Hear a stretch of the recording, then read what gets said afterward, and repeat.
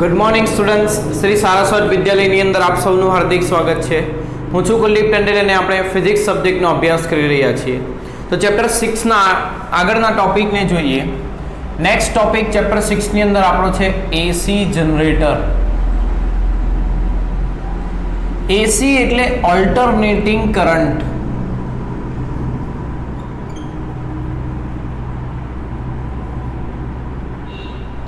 હવે એને ગુજરાતીમાં ઉલટ સુલટ પ્રવાહ એવું કહેવાય છે. ઓલ્ટરનેટિંગ એટલે ઉલટ સુલટ પ્રવાહ. આવું કેમ કીધું, શા માટે છે, એ બધું આપણે જોઈએ આ ટોપિકની અંદર. તો જનરેટર એટલે આપણે વિદ્યુત પ્રવાહ પ્રેરિત કરવાનો છે.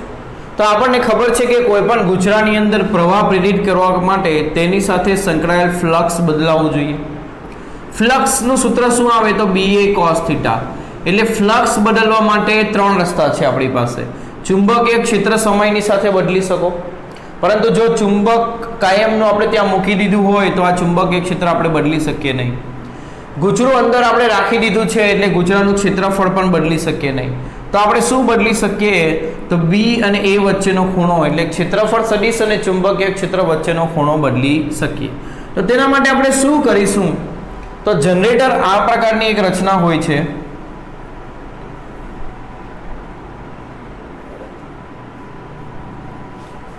આ એક ચુંબક છે.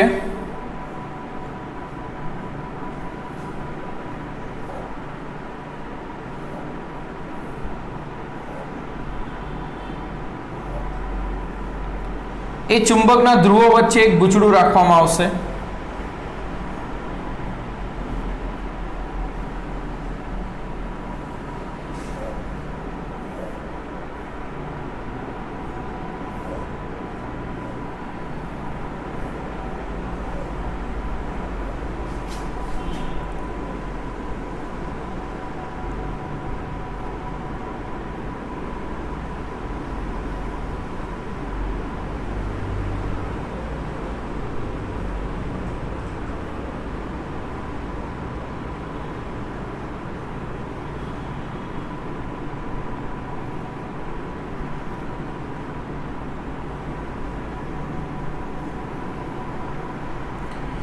આ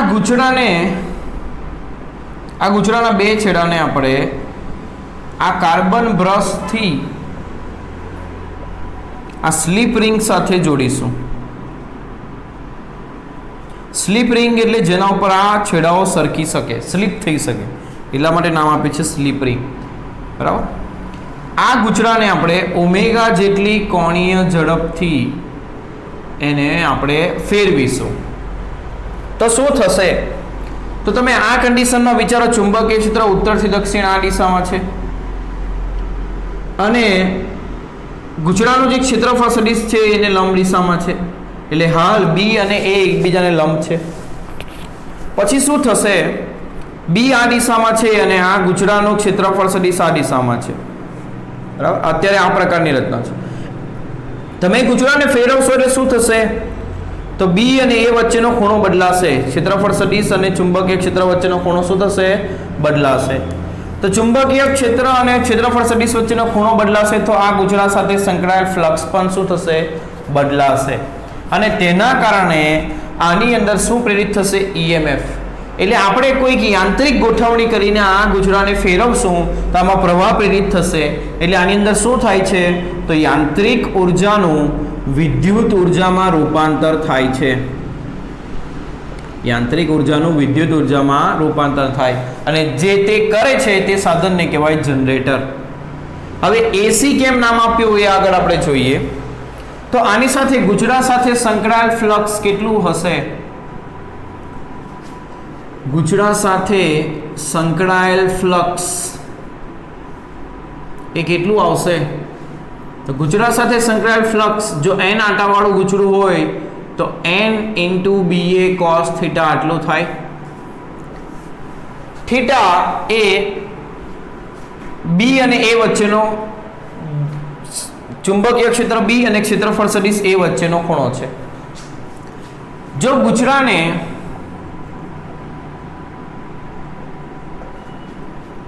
ઓમેગા જેટલી કોણીય ઝડપથી ફેરવીએ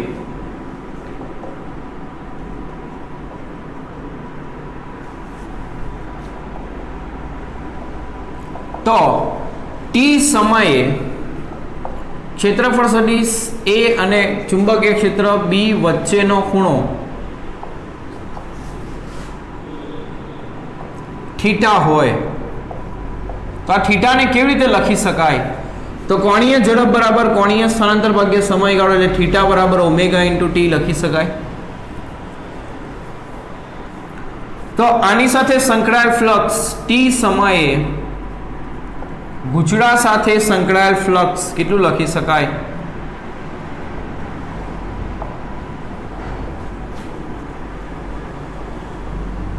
phi b બરાબર NBA થીટાની જગ્યા ઉપર આપણે લખીશું ઓમેગા ટી. તો આ એની સાથે સંકળાયેલ ફ્લક્સનું સૂત્ર જે તમારે યાદ રાખવાનું. ટી સમયે ચુંબકીય ક્ષેત્રમાં ભ્રમણ કરતા ગૂંચળા સાથે સંકળાયેલ ફ્લક્સ આટલું હશે. બરાબર. આ ફ્લક્સ જુઓ કેવી રીતે બદલાય છે, તો cos થીટાના હિસાબે બદલાય છે. આમાં આટાની સંખ્યા તો બદલાવાની નથી, ચુંબકીય ક્ષેત્ર બદલાવાનું નથી, એનું ક્ષેત્રફળ પણ બદલાવાનું નથી. બદલાય શું? આ ઓમેગા ટી બદલાશે, એટલે કે આ કોસનું મૂલ્ય બદલાશે, આ મૂલ્ય બદલાશે એટલે આ બદલાશે. હવે મહત્તમ ફ્લક્સ કેટલું સંકળાશે એની સાથે?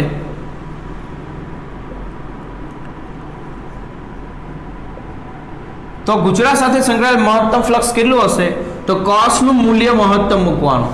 cos કે sin નું મૂલ્ય મહત્તમ કેટલું આવે? 1. એટલે આનું મૂલ્ય 1 મૂકો તો NBA આટલું મહત્તમ ફ્લક્સ એની સાથે સંકળાઈ શકે.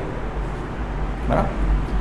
હવે ટી સમયે ગૂંચળામાં પ્રેરિત EMF શોધીએ તો EMF ફેરાડેના નિયમ ઉપરથી શું થશે?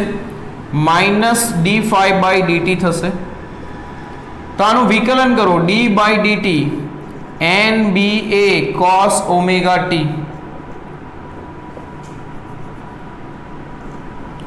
આમાં NBA તો અચળાંક છે એટલે બહાર આવી જશે. વિકલન ફક્ત કોનું થશે? તો cos ઓમેગા t નું વિકલન થશે. cos નું વિકલન શું થાય?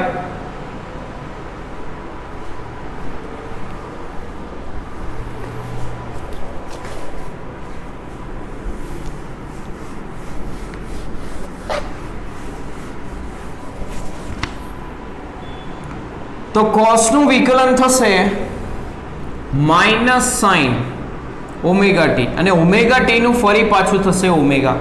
તો minus minus plus NBA omega sine omega T. તો આમાં જે પ્રેરિત થતું EMF છે એનું મહત્તમ મૂલ્ય કેટલું હશે? તો આ જે મૂલ્ય છે એ સાઇન થીટા પર આધાર રાખે. તો સાઇન નું મહત્તમ મૂલ્ય કેટલું આવે? 1. એટલે મહત્તમ પ્રેરિત EMF જેને આપણે E0 વડે પણ દર્શાવીશું એ કેટલું થશે? આનું મૂલ્ય 1 મૂકો તો NBA ઓમેગા. આ પણ યાદ રાખવું. એટલે પ્રેરિત EMF ને તમે આ રીતે લખી શકો E0 sin ઓમેગા t. આ શું બતાવે છે? તો એમાં પ્રેરિત થતું EMF એ સાઇન ના પ્રમાણે બદલાશે. એટલે એનો બદલાવ કેવો થશે એ આપણે જોઈએ તો આપણને ખબર પડશે કે એને ઉલટ સુલટ કેવી રીતે કીધું છે. તો આ EMF ના કારણે જે પ્રવાહ ગૂંચળાની અંદર વહેશે તે પણ આવા જ પ્રકારનો આવશે સાઇનની અંદર. બરાબર. ધારો કે ગૂંચળાનો અવરોધ R હોય, જો ગૂંચળાનો અવરોધ R હોય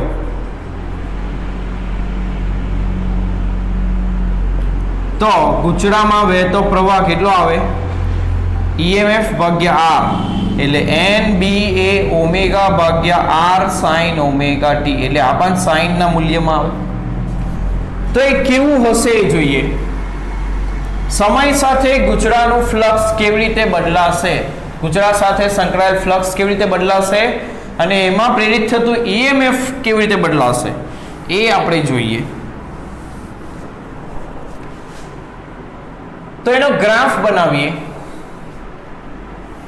પહેલા ગ્રાફ આ ઓમેગા ટી ના સાપેક્ષમાં ફ્લક્સનો ગ્રાફ બનાવીએ. ગૂંચળા સાથે સંકળાયેલ ફ્લક્સનું સૂત્ર આવ્યું NAB cos ઓમેગા ટી. હવે ધારો કે ઓમેગા ટી ની કિંમત 0 હોય તો cos 0 શું થાય? 1 થાય. એટલે જવાબ શું આવે? NAB. એટલે 0 સમયે એનું મૂલ્ય છે NAB.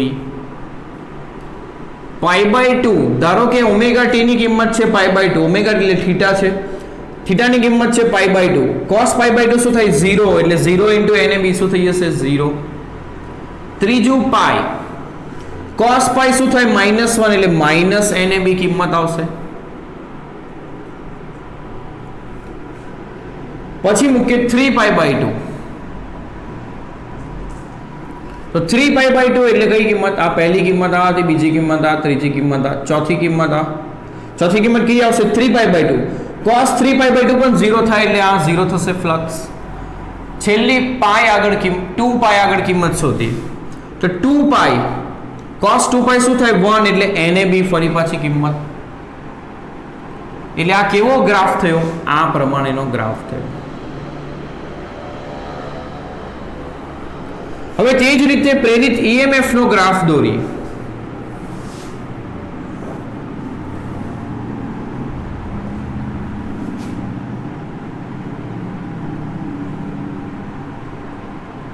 દોરવા માટે આ બંને સમાન દેખાય એના માટે આ લાઈનો આપણે ખેંચી લઈએ આ 0 આ π/2 આ પાઈ આ 3π/2 અને આ 2π પ્રેરિત EMF નું સૂત્ર આ છે સાઇન પ્રમાણે બદલાશે sin 0 શું થાય 0 એટલે EMF 0 હશે અહીંયા આગળ π/2 sin π/2 1 થાય એટલે NAB ઓમેગા કિંમત હશે ક્યાં આગળ π/2 આગળ પાઈ sin પાઈ 0 થાય એટલે ફરીથી કિંમત અહીંયા 0 3π/2 sin 3π/2 -1 થાય એટલે ત્યાં કિંમત હશે -NAB ઓમેગા અને 2π sin 2π શું થાય 0 થાય એટલે ત્યાં આગળ 0 હશે તો આ કિંમતો આ રીતે બદલાશે એનો મતલબ પ્રવાહ પણ આ રીતે જ બદલાશે તો આ કેવું થાય છે કે એમાં પ્રેરિત થતું EMF એ સમયની સાથે વધે છે ઘટે છે પ્લસ થાય છે માઇનસ થાય છે એટલે પ્લસ માઇનસ થાય એટલે એને નામ આપ્યું ઉલટ સુલટ પ્રવાહ એટલે ઉલટ સુલટ EMF અને તેના કારણે વહેતો પ્રવાહ પણ સાઇન પ્રમાણે બદલાશે એટલે આ જ પ્રમાણે બદલાશે એનો ગ્રાફ પણ આવો જ આવશે એટલા માટે એને નામ આપ્યું ઉલટ સુલટ પ્રવાહ ખ્યાલ આવે છે આ આપણો આખો ચેપ્ટર નંબર 7 છે એટલે તમને વધારે ક્લિયર થશે ત્યાં આગળ અત્યારે જેટલું જરૂરી છે એટલું જ હું તમને સમજાવું છું આમાં એક વસ્તુ ખાસ નોંધજો કે અહીંયા આગળ π/2 આગળ જ્યારે ખૂણો π/2 છે B અને A વચ્ચેનો ત્યારે EMF મહત્તમ છે આ EMF નું મહત્તમ મૂલ્ય પણ તે જ સમયે ફ્લક્સ એનું કેટલું છે 0 એટલે જ્યારે ફ્લક્સ એની સાથે સંકળાયેલું 0 હશે ત્યારે EMF મહત્તમ હશે અને જ્યારે ફ્લક્સ મહત્તમ છે 0 આગળ ફ્લક્સ મહત્તમ છે ત્યારે EMF 0 હશે એટલે જ્યારે EMF મહત્તમ ત્યારે ફ્લક્સ 0 અને ફ્લક્સ 0 ત્યારે EMF મહત્તમ હશે આ વસ્તુ ખાસ યાદ રાખવી તો આ છે AC જનરેટર જેમાં ઉલટસુલટ પ્રવાહ આપણે પ્રેરિત કરીએ છીએ કેમ ઉલટસુલટ કહેવાય એ આ ઉદાહરણ ઉપરથી તમને આ ગ્રાફ ઉપરથી સમજાયું હશે બરાબર એટલે આપણે શું કરવાનું તો કે જનરેટર પ્રવાહ જનરેટ કરવા માટે આપણે ગુચડાને ઓમેગા જેટલી કોણીય ઝડપથી ફેરવવાનું તો એ ફેરવવા માટે જે યાંત્રિક કાર્ય જરૂરી છે તે અલગ અલગ ઓપ્શનથી તમે કરી શકો જેમ કે ઉપરથી ધોધનું પાણી પડે છે ત્યાં આગળ તમે એવી રચના રાખી શકો કે જે પાણી એના ઉપર પડે તો એ ફરે તો આવી રચનાથી એની સાથે જોડેલું ગુચડું એ ફરશે એટલે એમાં EMF પ્રેરિત થશે એટલે આની અંદર આપણે શું કર્યું તો પાણીની ઉર્જાનો ઉપયોગ કર્યો એટલે એને હાઇડ્રો ઇલેક્ટ્રિક જનરેટર કહેવાય હાઇડ્રો ઇલેક્ટ્રિક જનરેટર બીજો ઓપ્શન આપણે એ કરી શકીએ કે ધારો કે કોઈ ચેમ્બરમાં આપણે પાણી રાખીએ કોલસો સળગાવીને એનો બળતણ તરીકે ઉપયોગ કરીને આ પાણીને ગરમ કરીને જે વરાળ ઉત્પન્ન થશે એ વરાળથી આપણે ગુચડાને ફેરવીએ તો એ જે જનરેટર બનશે એ જનરેટરને કહેવાશે થર્મલ જનરેટર હવે ધારો કે બળતણ તરીકે કોલસાની જગ્યા ઉપર આપણે ન્યુક્લિયર ઉર્જાનો ઉપયોગ કરીએ તો એને કહેવાશે ન્યુક્લિયર પાવર જનરેટર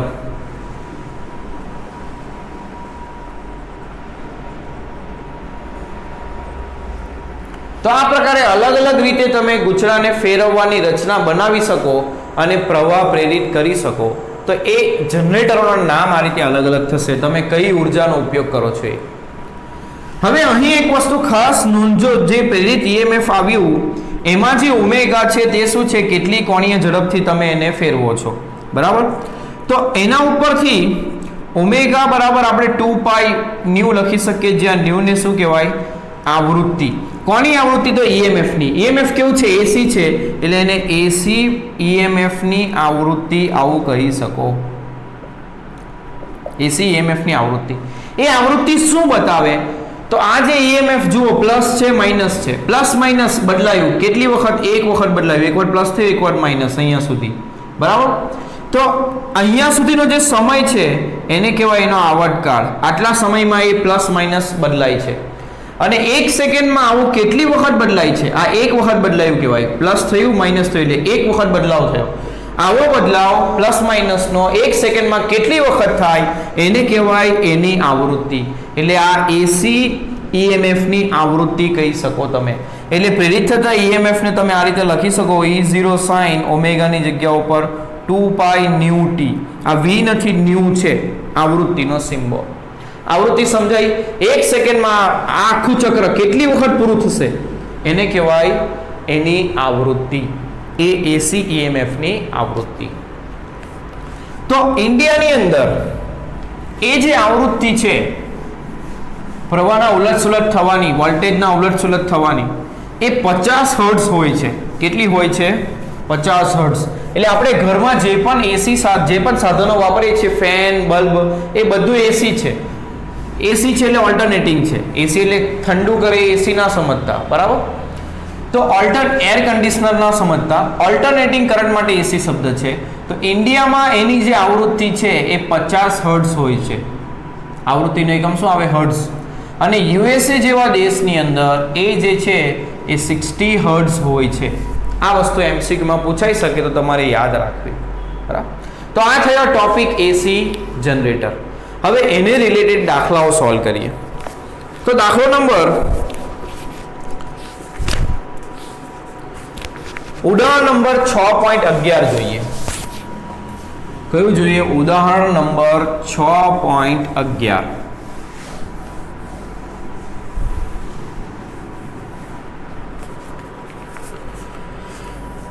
કમલા એક સ્થિર સાયકલને પેડલ મારે છે. આ સાયકલના પેડલ્સ 100 આંટાઓ અને 0.1 મીટર સ્ક્વેર ક્ષેત્રફળ ધરાવતા ગુચરા સાથે જોડાયેલા છે. ગુચરાના આંટા કેટલા છે? 100 એટલે 10 ની 2 ઘાત. ક્ષેત્રફળ કેટલું છે? 0.1 એટલે 10 ની -1 ઘાત મીટર સ્ક્વેર. આ ગુચરું અડધા આંટા પ્રતિ મિનિટ સેકન્ડથી ભ્રમણ કરે છે. એટલે ગુચરાની આવૃત્તિ કેટલી છે? 1 સેકન્ડમાં કેટલા ભ્રમણ થાય તેને શું કહેવાય? આવૃત્તિ. તો કેટલા ભ્રમણ થાય? અડધું. એ હાફ હર્ટ્ઝ એની આવૃત્તિ છે. એટલે 0.5 હર્ટ્ઝ એની શું થશે? આવૃત્તિ. અને તે ગુચરાના પરિભ્રમણની ધરીને લંબ રૂપે 0.01 ટેસ્લા એટલે 10 ની -2 ઘાત ટેસ્લા ના ચુંબકીય ક્ષેત્રમાં મૂકવામાં આવે છે. આ ગુચરામાં પેદા થતા મહત્તમ વોલ્ટેજ શું હશે? ગુચરામાં પ્રેરિત ઈએમએફ નું સૂત્ર શું આવે? NAB omega sin omega t. અને એનું મહત્તમ મૂલ્ય શું થાય? તો જે અહીં હશે તે, કારણ કે sin નું મહત્તમ મૂલ્ય શું મૂકવાનું? 1. એટલે NAB ઓમેગા એનો જવાબ. હવે ઓમેગા નથી પણ ન્યુ આપેલું છે એટલે ઓમેગા બરાબર શું મૂકીશું? 2 પાઈ ન્યુ.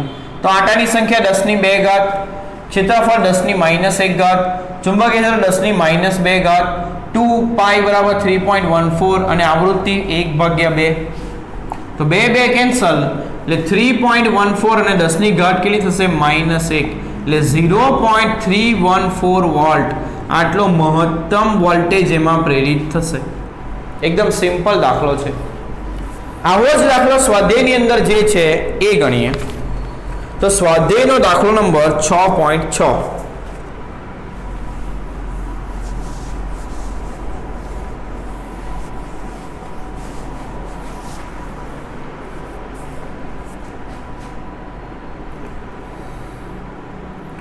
તો સ્વાધ્યાયનો દાખલો નંબર 6.6 માં શું આપ્યું છે? 8 સેન્ટીમીટર ત્રિજ્યાના, ત્રિજ્યા કેટલી છે? 8 સેન્ટીમીટર, 20 આંટાવાળા, આંટાની સંખ્યા 20, ગુચરાને ઉધ્વ વ્યાસને અનુલક્ષીને 3 × 10⁻² ટેસ્લા મૂલ્યના એક સમાન ચુંબકીય ક્ષેત્રમાં, કેટલું ચુંબકીય ક્ષેત્ર છે?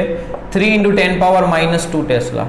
આ ચુંબકીય ક્ષેત્રમાં 50 રેડિયન પ્રતિ સેકન્ડની કોણીય ઝડપથી ઘુમાવવામાં આવે. કેટલી કોણીય ઝડપ છે? 50 રેડિયન પ્રતિ સેકન્ડ. આ ગુચરામાં પ્રેરિત EMF કેટલું અને સરેરાશ EMF મેળવો. પ્રેરિત EMF અને સરેરાશ EMF મેળવવાનું છે. તો પ્રેરિત EMF નું સૂત્ર NAB omega sin omega t. આ પ્રેરિત EMF નું મૂલ્ય. પ્રેરિત મહત્તમ EMF પૂછેલું છે તો મહત્તમ EMF કેટલું થાય NAB ઓમેગા. ચાલો તો n આપેલું છે a, એનું ક્ષેત્રફળ કેટલું થશે તો વર્તુળાકાર ગુચરું છે તેને ઉધ્વ સમતલમાં આ રીતે ફેરવવામાં આવે છે. અહીં આગળ હશે એને લંબ દિશામાં ચુંબકીય ક્ષેત્ર બરાબર ઓમેગા જેટલી કોણીય ઝડપથી ફેરવવામાં આવે તો એનું જે ક્ષેત્રફળ છે વર્તુળ છે એટલે કેટલું ક્ષેત્રફળ થશે પાઈ r સ્ક્વેર એનું ક્ષેત્રફળ થશે. તો n 20 પાઈ 3.14 r સ્ક્વેર 8 નો વર્ગ 64 અને સેન્ટીમીટર નો વર્ગ 10 ની -4 ચુંબકીય ક્ષેત્ર 3 × 10⁻². અને ઓમેગા કેટલું છે તો 50. તો આની ગણતરી કેલ્ક્યુલેટર ની અંદર કરીએ.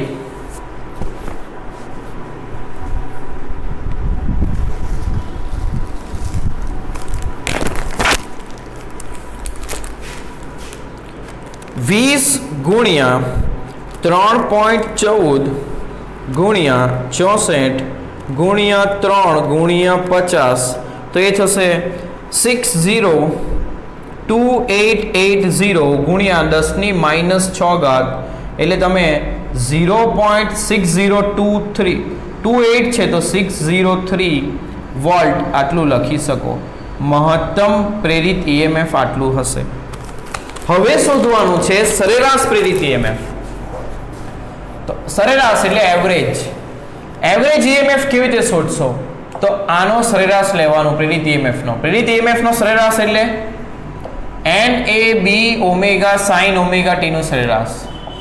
હવે આંટાની સંખ્યા ક્ષેત્રફળ ચુંબકીય ક્ષેત્ર અને કોણીય ઝડપ તો બદલાતા નથી એટલે એનું સરેરાશ એનું એ જ રહેશે એટલે ફક્ત સરેરાશ કોનું લેવાનું રહેશે sin ઓમેગા t. તો સાઇન માટે તમે એક વસ્તુ વિચારો. અત્યારે જ આપણે ગ્રાફ જોયો આ પ્રકારનો ગ્રાફ આવે. સરેરાશ એટલે શું બધાનો સરવાળો ભાગ્યા મૂલ્યોની સંખ્યા. પણ બધા મૂલ્ય તમે જુઓ જેટલા પ્લસ છે એટલા જ માઇનસ છે એટલે +1 +2 +3 +4 અને પછી -1 -2 -3 બધાનો સરવાળો કરશો તો જવાબ 0 થશે કારણ કે જેટલા પ્લસ છે એટલા જ માઇનસ એટલે સાઇન નો સરેરાશ હંમેશા શું થાય છે 0 થાય છે. અને ઊંડાણપૂર્વક નેક્સ્ટ ચેપ્ટરની અંદર આપણે જોઈશું બરાબર. એટલે યાદ રાખજો ખાલી sin થીટા હોય તો એનું સરેરાશ હંમેશા શું થાય 0 એટલે સરેરાશ EMF તમને કેટલું મળશે 0 મળશે બરાબર. સરેરાશ એટલે કે આ EMF બદલાતું રહે છે પણ એ બધાનો સરેરાશ લઈશું તો એ શું આવશે 0 આવશે. આગળ જોઈએ. જો આ ગુચરો 10 ઓહ્મ અવરોધનો એક બંધ ગાળો રચે એટલે અવરોધ કેટલો ગુચરાનો 10 ઓહ્મ તો ગુચરામાંના પ્રવાહના મહત્તમ મૂલ્યની ગણતરી કરો. મહત્તમ પ્રવાહ કેટલો આવશે મહત્તમ વોલ્ટેજ ભાગ્યા અવરોધ. મહત્તમ વોલ્ટેજ કેટલો આવ્યો 0.603 અને અવરોધ કેટલો છે 10 એટલે મહત્તમ પ્રવાહ કેટલો આવશે 0.06 એમ્પિયર આટલો મહત્તમ પ્રવાહ વહેશે. જૂલ હીટિંગને કારણે સરેરાશ પાવર વ્યયની ગણતરી કરો અને આ પાવર ક્યાંથી આવે છે તો જુઓ પાવર બરાબર શું થાય વોલ્ટેજ ગુણ્યા પ્રવાહ. વોલ્ટેજ કેટલું છે હવે પ્રવાહ કેટલો લખી શકો તો વોલ્ટેજ ભાગ્યા અવરોધ. વોલ્ટેજ ભાગ્યા શું લખી શકો અવરોધ. અવરોધને સ્મોલ r લખીએ કારણ કે આપણે ત્રિજ્યાને કેપિટલ R લખેલું છે એટલા માટે. તો આ શું થયું વોલ્ટેજનો વર્ગ ભાગ્યા અવરોધ. વોલ્ટેજ કેટલો છે તો NAB ઓમેગા એનો વર્ગ થશે એટલે n² a² b² ઓમેગા² અને sin² ઓમેગા t ભાગ્યા r. આ પાવર આવ્યો પરંતુ આપણે સરેરાશ પાવર લેવાનું છે. સરેરાશ પાવર માટે શું કરવું પડશે તો આ જે પાવર આવ્યો એનો સરેરાશ લેવો પડશે. તો આ જે પાવર છે એનો સરેરાશ લઈએ તો શું આવશે તો n² a² b² ઓમેગા² ભાગ્યા r. આ બદલાવાના નથી અચળ છે એટલે એનો સરેરાશ તેનો તે જ રહેશે. અચળ મૂલ્યનો સરેરાશ એ જ રહે. ફક્ત કોનો સરેરાશ લેવાનો રહેશે sin² ઓમેગા t નો. અને sin² કે cos² જ્યારે પણ આવે ત્યારે આપણે આવું કરીશું આનું એક સૂત્ર છે કોસના ટર્મમાં 1 minus cos 2 omega T by 2 થાય. સાઇન સ્ક્વેર થીટા બરાબર શું થાય? 1 માઇનસ કોસ 2 થીટા બાય 2. આ સૂત્ર છે. તો આની અંદર બે પદ આવ્યા, એક 1/2 અને બીજું cos 2 ઓમેગા t બાય 2. એટલે આપણે એને આવી રીતે લખી શકીએ n square a square b square omega square by r 1/2 નો સરેરાશ minus cos 2 omega t by 2 નો સરેરાશ. તો અત્યારે જ મેં તમને કીધું કે ખાલી cos અને sin થીટા જ્યારે આવે ત્યારે એનો સરેરાશ હંમેશા શું થાય? 0 થાય. એટલે 1/2 નો સરેરાશ અચળાંક છે એટલે 1/2 રહેશે ને આનો સરેરાશ 0. એટલે જવાબ શું આવશે? n square a square b square omega square ભાગ્યા 2r. જ્યાં n a b ઓમેગા એ શું છે? મહત્તમ EMF. તો મહત્તમ EMF નો વર્ગ ભાગ્યા 2r. તો મહત્તમ EMF કેટલું આવ્યું હતું? 0.603 એનો વર્ગ ભાગ્યા 2. r બરાબર કેટલા છે? 10 ઓહ્મ. તો 0.603 એનો વર્ગ ભાગ્યા 20 કરીએ તો જવાબ આવશે 0.018. આટલા વોટ સરેરાશ પાવર વ્યય થશે. આ પાવર ક્યાંથી આવ્યો? તો તમે ગુજરાને ફેરવવા માટે જે ઉર્જા યાંત્રિક કાર્ય કર્યું, ગુજરાને ફેરવવા થતું યાંત્રિક કાર્ય અથવા તો ગુજરાને ફેરવવા વપરાતો યાંત્રિક પાવર એ જૂલ ઉષ્મા રૂપે વ્યય પામે છે. એટલે તમે ફેરવવા માટે જે યાંત્રિક કાર્ય કર્યું તેના કારણે પ્રેરિત EMF પ્રેરિત થયું, એના કારણે પ્રભાવ વહ્યો અને પ્રભાવ વહેવાના કારણે જૂલ ઉષ્મા ઉત્પન્ન થઈ. એટલે ખરેખર તમારું જે યાંત્રિક કાર્ય છે તે જૂલ ઉષ્મા રૂપે વ્યય પામ્યું.